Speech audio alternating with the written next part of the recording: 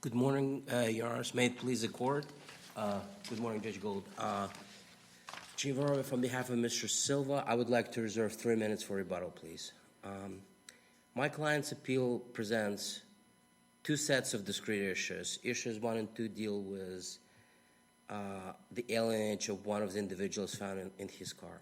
So would you kind of go over that again? Your issues 1 and 2, you have to speak right in the microphone. I'm sorry. Yeah. Is this better? Okay. So the first two issues deal with the alienage of Mr. Tapia Martinez.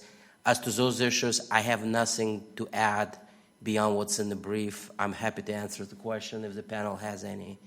But my plan was to focus on issue number 3, wrongful admission of expert testimony on modus operandi of alien smuggling operations.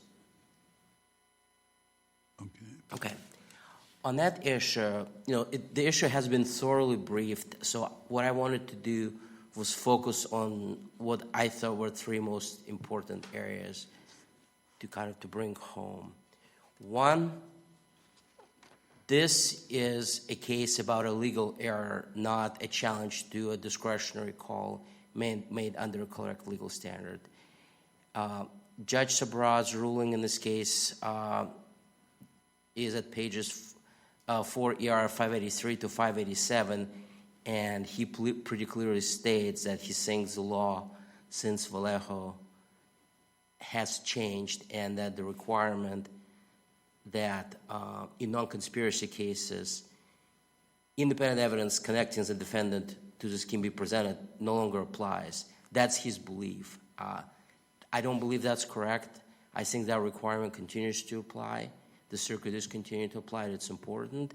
And Judge Sabra made his ruling both on Rule 401 and 403 through that incorrect legal prism of believing that requirement is not there.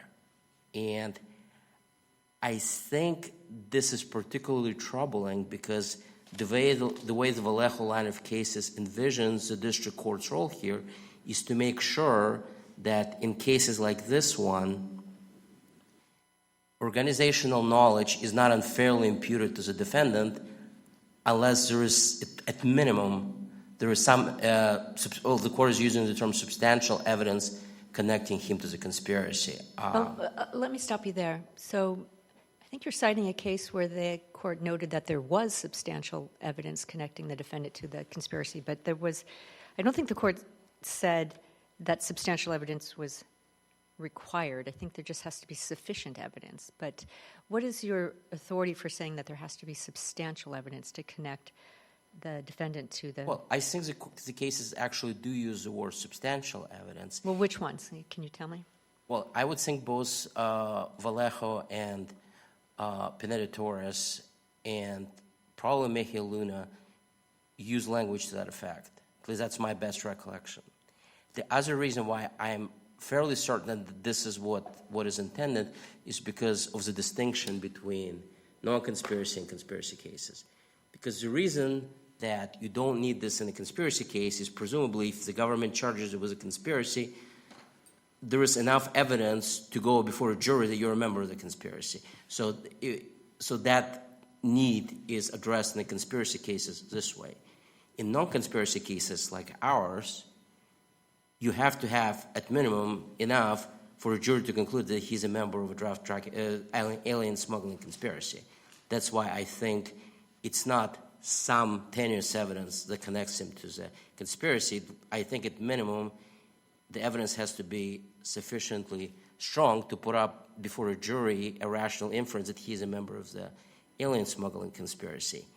And I think the way the courts have applied this requirement in practice, they have upheld this only when there was evidence connecting defendant to the alien smuggling or drug smuggling conspiracy, much more robust than what you have here. And that kind of brings me to why I think the expert testimony here was, I believe, outcome determinative when you can compare it to the first trial where that expert testimony wasn't presented. Because, obviously you have Mr. Silva in his SUV with these two individuals. But if you look at it from his standpoint, and I've transmitted to the court photographs that I think best encapsulate his perspective. If you just have your car repaired, come up and drive, he testifies that he didn't even look in the trunk. He had nothing to put in it. And there is nothing to suggest that that's not true. If you just look at it as a casual observer, it's a big SUV. You just kind of get in and go. I'm not a car person. I look at these photographs. Nothing tips me to the fact that there is something untoward in the cargo area. Does it describe every personal experience? I'm sure not. Some people will walk around their car every time and check for every little thing. So it's possible some people do that. But it's not unreasonable for him to have gone to his car after a transmission repair and just drive to the border, because that was his plan for the day. And we know from the government's expert that the car's transmission had been recently repaired. So he's not making that up. So at best, I think you just basically have innocent circumstances. He got into his car, he drove to the border. Now, the government has argued... He had driven to the border and crossed the border several times before, on the days immediately prior, right? Well, on several days immediately prior, because he bought a car several days. I think he bought the car slightly less than 2 weeks before he crossed the border. So he testified that he crossed to get the car registered, get it insured, to get a smoke check. Those are normal things to do when you buy a new car. And the government hasn't shown that there was anything other than that in his crossing of the border. He lives in Mexico, but he's an American. There's nothing inherently suspicious in him crossing the border to do that. Much argument was made about the fact that he crossed at least once on November 30th, and he could not explain. He couldn't remember. He said, I remember why I crossed that day, and then called my landlord. The retrial was in February of 2024. The crossing was in late November 2022. That a 60-year-old or 69-year-old man couldn't remember precisely why he called somebody that day. Honestly, that would be my experience. I'm fairly younger than Mr. Silva, and I think that would quite possibly be me. I wouldn't necessarily remember. I would have been shocked if he told the jury exactly why he called him, for what reason, and gave him details. So again, there is nothing inherently suspicious about that. And as far as his landlord, that is all we know about this person, is that is the person he's renting the house with from, and this is that somebody who he bought the car from. Again, they have a pre-existing general relationship. It's not like he's communicating with somebody that he does not already know. So all of the facts have fairly reasonable, non-criminal meaning. And you put that with the fact that Mr. Silva has no prior record. He has means of income. There is no showing, like we have in some cases, of a defendant who has a dire financial need. He's near 70, so there's no motive for him to do this. So if you put all that together, the government's case without the expert testimony is very tenuous at best that he knew. I mean, obviously it's his car, so on that basis it goes to a jury to determine if he knew or he didn't. But without the expert, these are very ambiguous circumstances, and I'm not surprised that the first jury declined to unanimously convict. So I do think that the expert testimony played a key role here. Those are the 3 points that I wanted to make with the court. I'm happy to answer questions about anything else. Recall for me, if the first jury didn't convict him, why did we have a second trial? Because it was a hung jury, so it was a government retrial. Yeah. So I'm sorry, I'm not using precise terminology. It was not acquittal. But you're right. Yeah. Okay. Any other questions, Judge Gould? Not for me. Okay, then I would like to reserve the rest of my time for rebuttal, please. Thank you.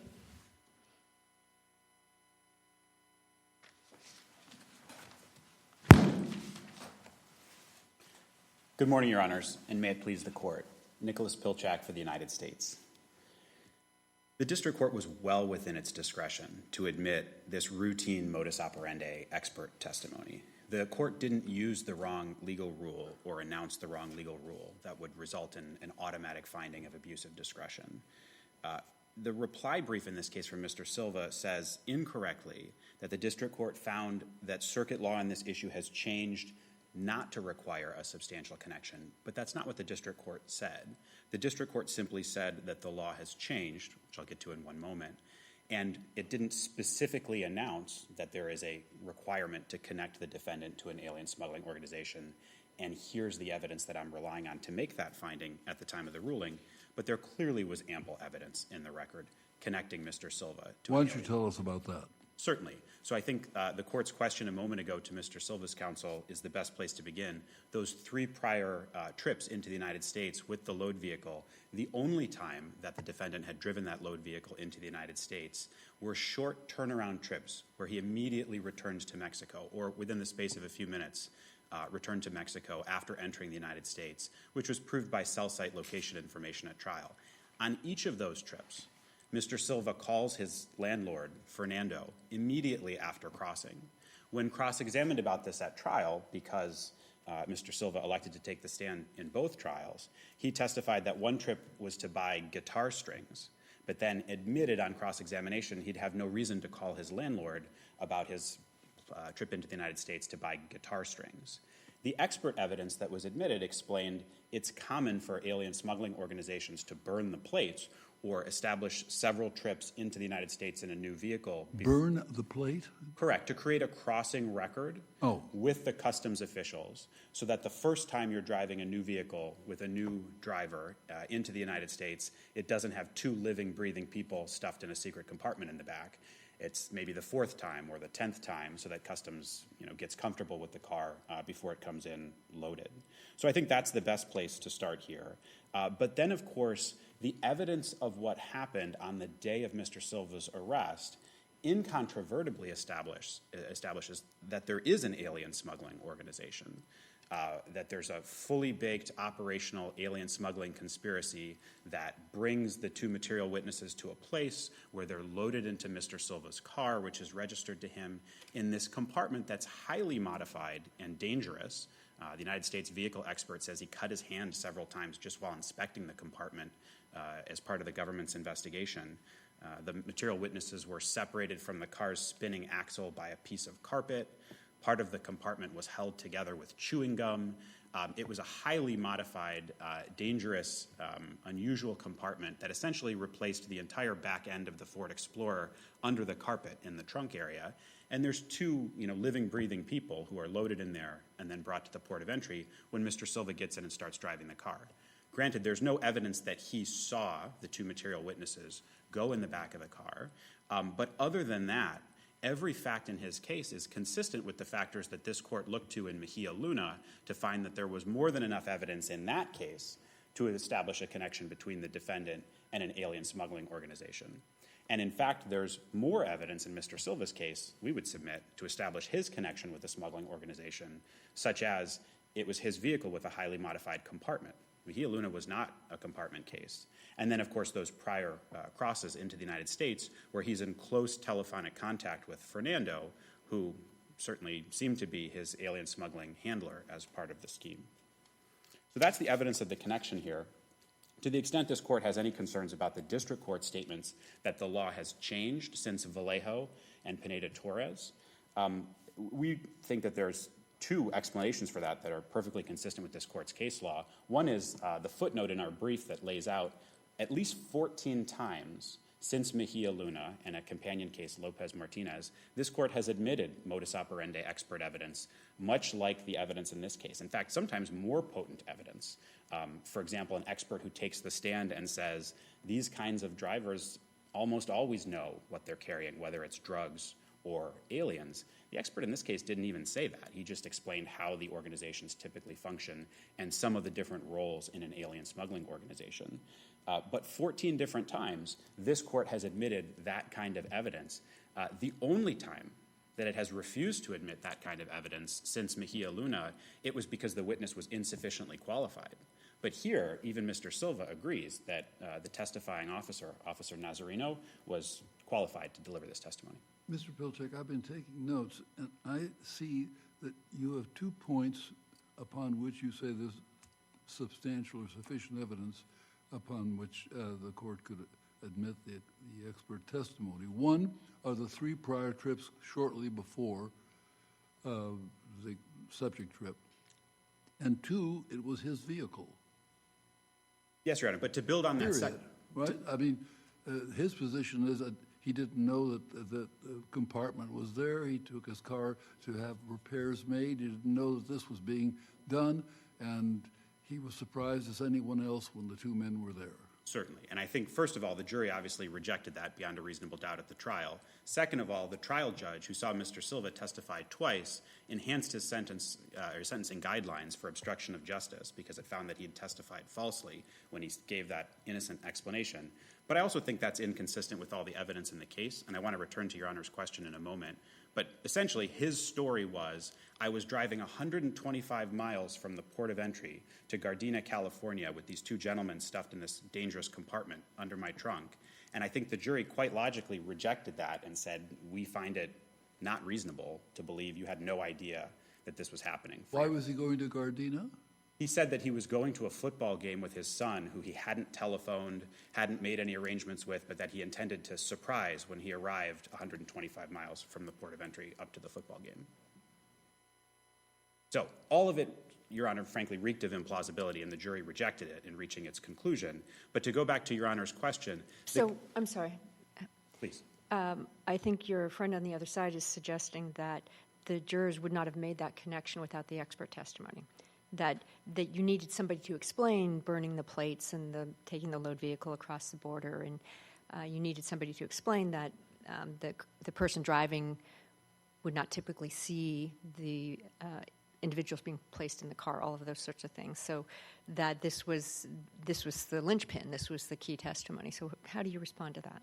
So 2 things. First of all, the first jury hung, but it hung 11-1 for guilt. That was the poll for the jury verdict in the first trial. Second of all, I agree. The expert testimony made that other evidence more sensible to the jury, and it allowed them to understand its significance much better. That's what this expert testimony is for and has been admitted to do in this court's precedent. So I agree it had that effect at the second trial, but that's its acknowledged purpose under this court's case law. But to the court's question, I think the evidence is still persuasive by itself. It's just more persuasive with the expert testimony. So as an advocate, the prosecutor can argue to the jury, well, what do you think is happening on these 3 prior trips when he comes into the United States and immediately turns around and goes back to Mexico after calling his landlord on the telephone, the same landlord he gave the car to be repaired when the special compartment was made in the back. But an expert can explain to the jury that's how this organizations like these typically function. So I agree, it makes that evidence more powerful. But that's a permitted purpose under this court's case law. So what is the standard for the connection between the alien smuggling operation and the defendant? What evidence needs to be shown before that evidence is admissible? Whatever the standard is, it can't be higher than what was required in Mejia Luna, which I think is the best articulation of what's required. And in Mejia Luna, the evidence was essentially just that the defendant driving the car arrived in a car that matched the description that had been given to the material witnesses at the appropriate time and place, and then watched them get in the car and conceal themselves and drove off to the predetermined destination. That was it. Was there any evidence that this defendant watched the 2 men get in his car? No, That's a big difference between the 2 cases. It is a significant difference, Your Honor, and that pulls in Mr. Silva's direction. But the existence of a highly modified, dangerous compartment in the defendant's own vehicle and the prior 3 crossings, which I referred to a minute ago as burn runs, are an important difference that pulls in the government's favor. He claims he didn't know the compartment was in there. Correct, and I think the jury clearly rejected that, as did 11 jurors from the first trial and the district court in finding that he obstructed justice and testifying to that version. But that's correct. That is his version of the facts. I think it's consistent with almost all of the trial evidence and his explanation for why he was calling his landlord every time that he drove into the United States with his new vehicle that would be converted into an alien smuggler. What was the explanation? Why was he calling his landlord? He had no explanation for two of the trips. For one of the trips, I think he said something about wanting to talk to his landlord about the condition that the car was in. Did he buy the car from the landlord? That was his explanation, yes. And his explanation also was, I turned the car over to my landlord for transmission repairs, and that must have been when this compartment was added. So that's Mr. Silva's version of events. And the transmission repairs were made. There was some modifications to the transmission, yes. There were also massive modifications to the rest of the car. For example, they cut the exhaust line to build the compartment under the back of the Explorer, and the government's automobile expert said that would result in exhaust fumes pooling inside the vehicle when you were driving it. Although we acknowledge in our brief, the parties stipulated that one of the material witnesses said he could breathe fine in the compartment. But I didn't get the last few words you said. Sure. One of the material witnesses would have testified that he could breathe okay in the compartment, even though the exhaust line had been cut right by his head. So to return to the change in the law, I don't know if the court has any further concerns about that. The district court did say, I believe the law has changed.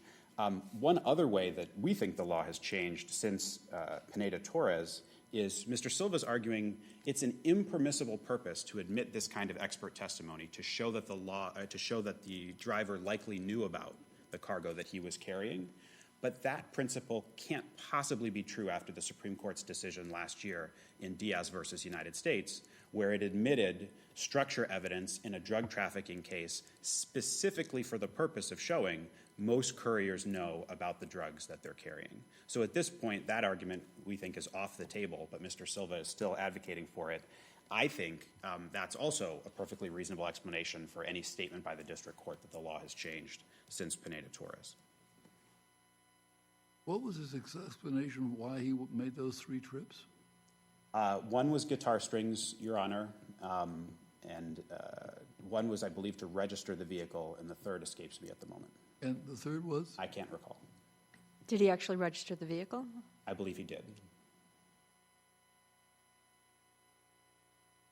So with that, Your Honor, we think that there's ample connection between Mr. Silva and what everyone acknowledges is a fully baked alien smuggling organization that was more than sufficient to admit the expert testimony in the discretion of the trial court. And there was no legal error in announcing the rules of the road for admitting that testimony by the district court.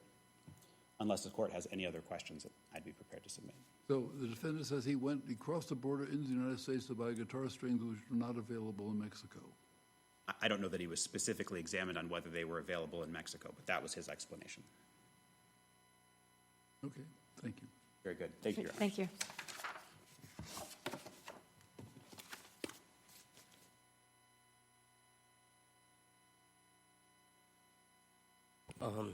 Your Honor, I have a couple of points to make in reply. Perhaps you can fill in the reason for the third trip, guitar strings registration and?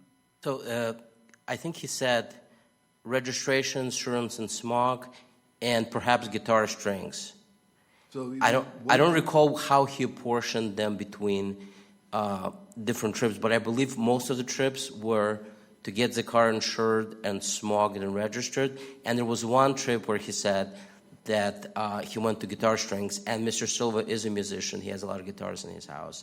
So it's not, again, it's not an unreasonable explanation. He's a retired musician. One other point of disagreement I have with Mr. Pilchak about the record is these were not short-minute burn trips. I mean, I think one of them was for at least an hour, which would have been sufficient for him to drive into San Diego on his landlord's recommendation to get the car, registered, smoked, and insured. Mr. Silva has lived in Mexico for the last several years since the pandemic, so it's not unreasonable that his landlord might know more about the lay of the land. In Tijuana? Well, I assume that people who live in Tijuana have documents to cross into San Diego. They would know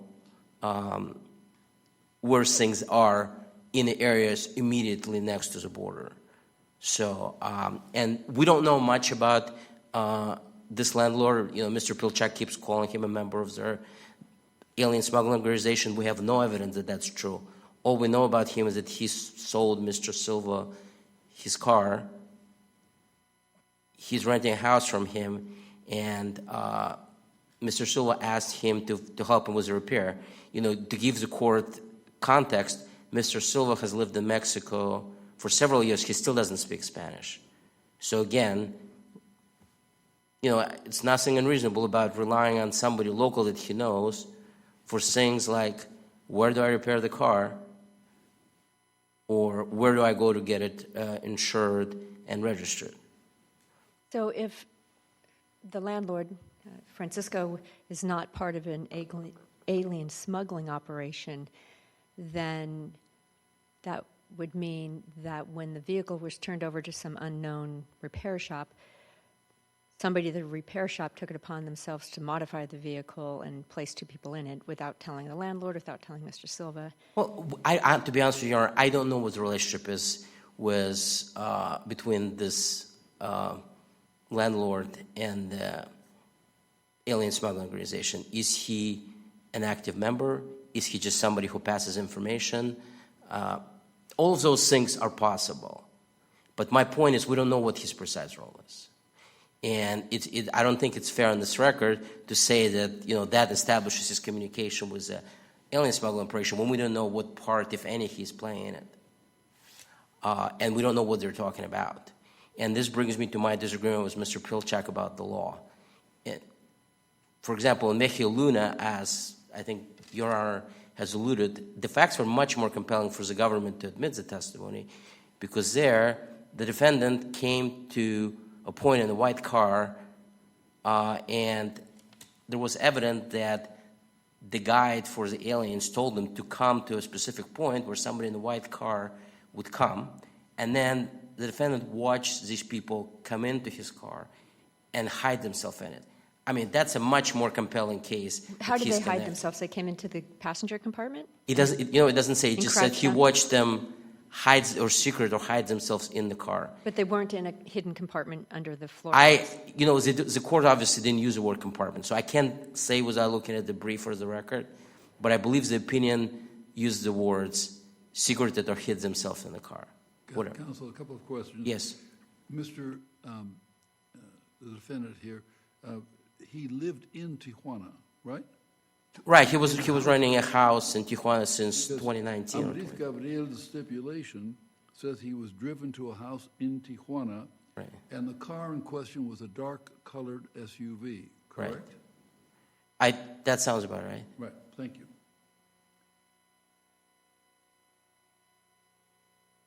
And I'm sorry, Your Honor, was there a question beyond that? I just Okay. wanted to make sure. Right. So, in conclusion, if I could please make a brief concluding remarks. First of all, I don't think the law has changed and continues to be the same. I do think Judge Sabra said that the law changed and in not longer requiring the connector requirement to be there. And I think this is evident also from his reference to Lopez Martinez. Lopez Martinez is a conspiracy case, clearly not applicable to a case like ours. So I think there may have been some confusion in how the court was viewing the cases. And I think that confusion persists in the government's brief. In their long string of cites of cases, the cases are either conspiracy cases or cases where this issue of connecting evidence wasn't addressed and cases are not authority for proposition, they were not considered. Or even if these unpublished cases don't precisely explain the basis for admission, they also don't elaborate on either what was before the court or what issues the defense raised in the objection. I just think it's inaccurate to say that there is this mountain of cases where the courts are now admitting this routinely. It's just not there. In the few cases that actually elaborate on what evidence is required, it's much more robust than what you have here. So I would ask the court to reverse all 4 counts on my client's conviction and remand the case. Thank you. Thank you. All right. Counsel, thank you for your arguments this morning. This case is submitted, Thank you. and we are in recess until tomorrow morning. All rise.